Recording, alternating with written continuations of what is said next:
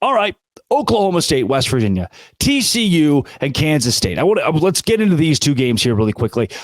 First, for TCU, you hired a guy with the last name Briles. You took the baggage that comes with that. Was it worth it? Absolutely not. TCU's offense has regressed week after week. Take the BYU game. Take what Josh Hoover did. BYU doesn't have film on Josh Hoover. I give them a slight excuse for that, but the kid looks spectacular. How does Kendal Briles, how does he build off of it? He doesn't. You lay a complete egg against Kansas State. You bring in a guy named Briles. You show him behind his family in an airplane and say, we got our guy. How's that working out for you, man? And I'll tell you this, as someone who hosts a show, ESPN Central Texas in Waco, and talks pretty consistently about the name Briles and what guys like Kaz Kazadi knew, what guys like Jeff Levy may have known, what guys like Kendal Briles knew, it's not really shocking if you read into this whole deal that Kendal Briles, hands aren't exactly clean dating back to 2016 and prior at Baylor. TCU says, sure, we'll take this guy. He's a hell of an offensive coordinator. And they were wrong.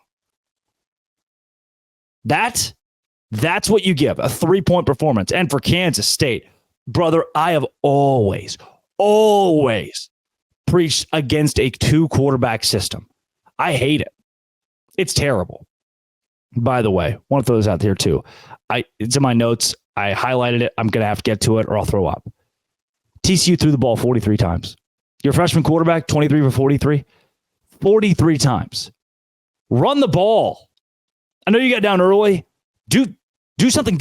Baylor used the run to overcome a 28-point deficit in the fourth quarter against UCF. You can run the ball. Onward. Will Howard, Avery Johnson. It's against my religion for a 2-quarterback system. But Kansas State does it, and it looks very nice. And I think I like it. DJ Giddens is good. Trayshawn Ward is good. But Avery Johnson and Will Howard running, you had 4 guys run for 60 or more yards. Will Howard running the ball. Getting charged up. Will Howard looks better now that Avery Johnson's in the game. It has brought him to a new level. It wasn't always like that. In past weeks, like, thunder and rain. And are those things opposites or similar? Yin and yang. Dude, that's weird. That's how it felt. It's like, I don't know if these guys mesh. Now, it's like one brings the other to a higher level. Kansas State's good. Dangerous even right now. That loss to Oklahoma State looks better because, as we get into now, Oklahoma State is good. And I don't know how, and it doesn't make sense. No, it doesn't make sense. Remember those first few weeks when it's like, hey, maybe Ollie Gordon could be one of the best running backs in the Big 12. And Mike Gundy simply said, we're just not going to use him. Yeah, we've been watching this guy practice, and he's really good. We're just not going to use him. For perspective this week, Ollie Gordon had 282 rushing yards. Listen here. Ollie Gordon had 282 rushing yards. Oklahoma State as a team, 281 rushing yards. That's right. Other guys had so many negative yards that Ollie Gordon had more rushing yards than the team total. Yes. Alan Bowman's not that good, but he wins football games and he looks more confident and better every week. So for that, I give him a yes. Brennan Presley. The fact that Ollie Gordon isn't great in the receiving game, he's not utilized in the receiving game, but your receivers can come up with big plays, makes that okay. Brennan Presley, I forgive you for the fumble. For West Virginia, I done been telling you that I like Garrett Green. I told you that last week after that Houston game where he was a star. He's so good on the ground. But when CJ Donaldson this is what I think I've realized. When CJ Donaldson is limited, when he is demobilized, that's when things get rough.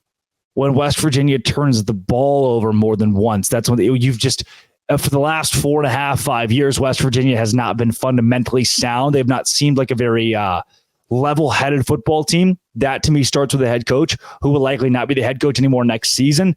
And that gnashed its teeth again against Oklahoma State in the fourth quarter. You've got a chance to go in and just close out the game at home. You get that insane, terrible punt, touch thing, whatever you want to call that. You call it a muff punt, but that's just a disgrace to muff punts everywhere. and you give up 28 points in the fourth quarter. You crap away this game. That's bad. Oklahoma State had scored 20 points in the first three quarters. You give up 28 points in the fourth. That's coaching, man. There's some things you look at a box score and you say, ooh, clock management standpoint, offensive standpoint, that translates into defense. You just can't have this from a coaching. You cannot direct the game. You cannot guide the game this dramatically poor. And that's exactly what happened. West Virginia, ooh, I haven't sold yet, but that's bad. Oklahoma State, again, I think they're a bottom 5 roster in the Big 12. I do. And they're good. And they're going to win 8 or 9 games. Said the same thing. You can go back and watch the shows from 3 weeks ago, 5 weeks ago. Oklahoma State's roster is bad. Yeah, so many guys left. And it wasn't like Gundy's bringing in a top 20 recruiting class. But man, those boys can play ball. And they lost to South Alabama 33-7. And here they are winning. I feel like I'm winning. What a great conference. I'll see you guys again tomorrow. Let's do some power rankings for your Monday. This has been, it always will be, Locked On. Thanks for making it your first listen every single day. Doce Grande.